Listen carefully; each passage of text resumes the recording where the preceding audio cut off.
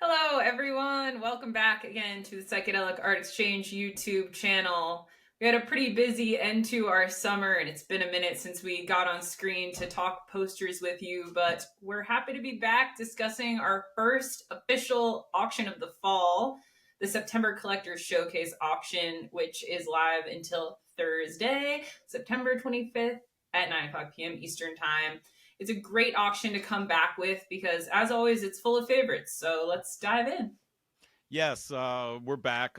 We were preempted by the East Coast tour of Katy and Trash Sound Conglomerate, and so now they're back at their day jobs after their whirlwind East Coast adventure, where they were well received in all cities. Anyhow, Well enough. Catch us on the next one. all right, very good. Yes, don't miss it. So we're starting off. I don't know how long it's been since we've spoken, but we lost one of rock and roll's royalty in recent months. Yeah.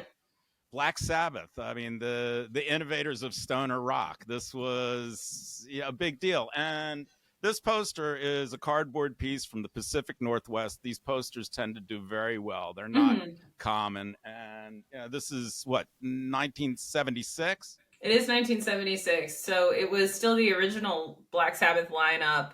But it was one of the last years that they were a band together, and Ozzy left the following year. So it's towards the end of that original Black Sabbath lineup, and it's a great image of the band on there. It's cardboard from Spokane. So yeah, I mean it's pretty rare and it's very cool looking. Yeah, we've done well with this cardboard Pacific Northwest material. It's really generally very well laid out and designed posters. And they do tend to hammer really high. And this is, if you're trying to gather all of your heroes and don't have an Ozzy poster, I think I would go with the original Sabbath to try to fill out that hole. Definitely. I like that one a lot.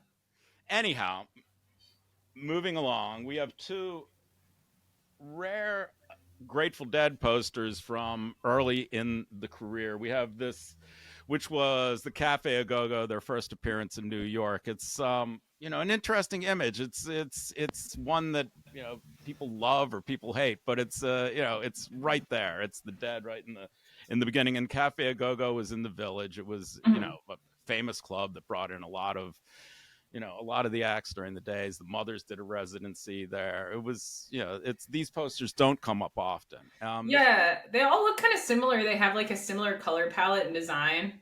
But I think this one was it the first Grateful Dead show in New York City ever? I believe so.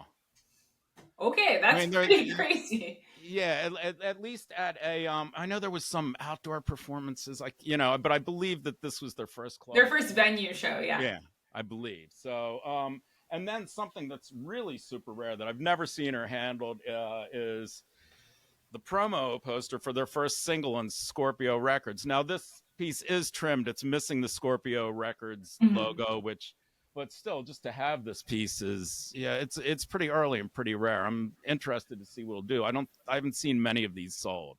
Oh yeah, it's pretty impossible to find from my own research.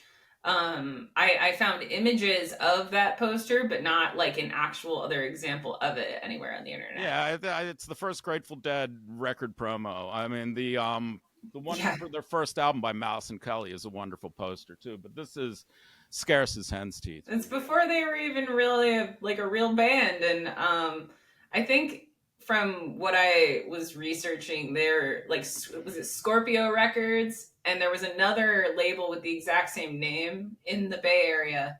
Oh, really? So the record label didn't even exist really for very long because the other one, I missed that. Yeah, I mean it's just when they're starting to get it together as a recording band, and that went not always great for them, but in retrospect they really the songs and the history of it, or it's really wonderful stuff. So and the record's quite rare itself. So 1966.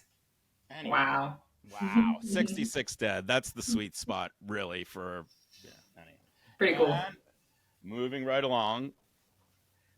The Mothers at the Image. This is what, 68. It's the original Mothers lineup. This is a great piece. I mean, and it doesn't come up often. This is really, it's not, and it's not the typical, image that they use for promoting the band at this time. And it's, Right.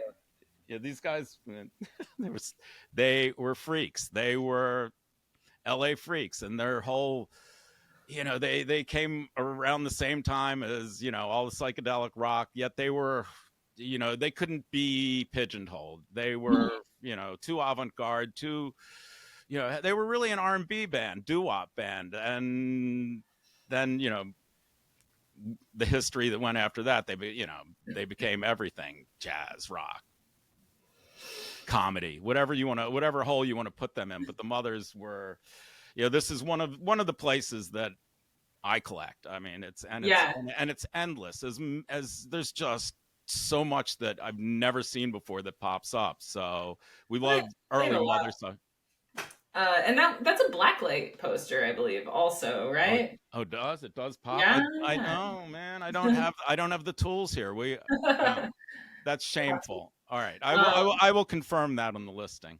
And it's worth mentioning that was the opening show for that venue.